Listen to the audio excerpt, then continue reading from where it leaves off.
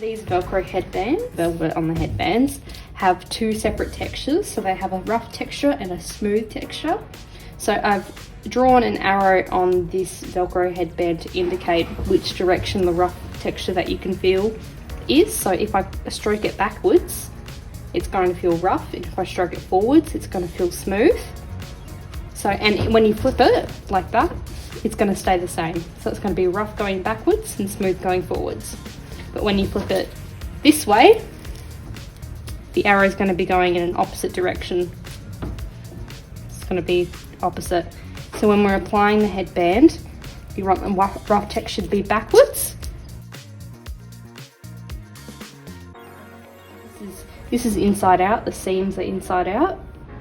And we're just going to apply it with the rough texture going backwards. So you and to test it, we'll just see the rough texture is going backwards, which it is, and smooth texture going forwards. So this net part on the front of the head is where your natural parting is. So for myself, for reference, I have my parting around about, it's kind of off center a little bit to the left.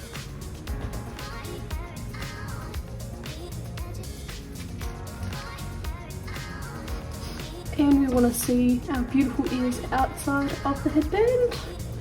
Now that netting is on my parting as well, so when we section the wig or the piece that we put on, you'll be able to see just the netting and not any remaining hair, especially if you're wearing it to change colour or anything like that.